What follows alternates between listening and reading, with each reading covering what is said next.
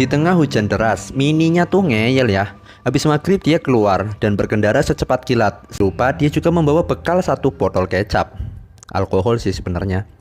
Mini pun curhat, kok bisa ya diketahuan nyontek? Padahal kepala sekolah nggak punya buktinya. Dari obrolan itu, Mini menduga bahwa temannya yang dia contekin tuh ngadu sama kepala sekolah. Setelah video call berakhir, tiba-tiba aja mobilnya menabrak sebuah kendaraan di depan sekolahnya sendiri.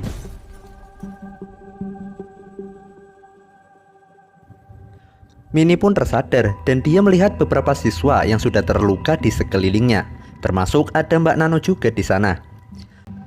Total ada 4 korban, di mana salah satunya adalah gadis berpita merah. Mini pun minjem HP-nya Mbak Nano buat minta tolong sama bapaknya.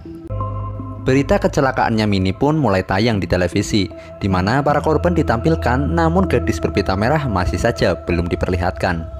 Bapaknya Mini pun diwawancarai ya, dan dia pun menyangkal kalau kecelakaan Mini ini disebabkan karena pengaruh alkohol. Walaupun dia tahu kebenarannya, tapi ya gimana lagi ya, reputasinya nggak boleh hancur cuma gara-gara anaknya yang barbar.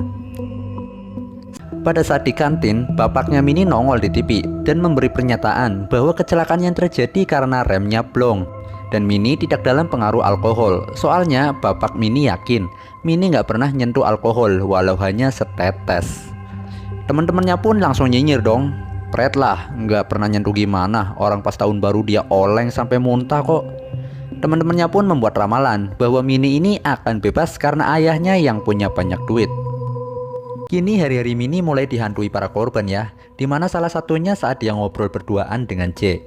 J-nya malah ketakutan karena dia melihat Mbak Nano dan korban-korban lainnya berdiri di belakang Mini. Namun saat Mininya nengok, ternyata nggak ada dong.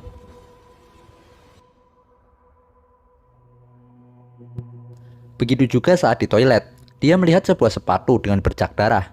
Saat Mini mengeceknya, lagi-lagi nggak ada siapa-siapa di sana.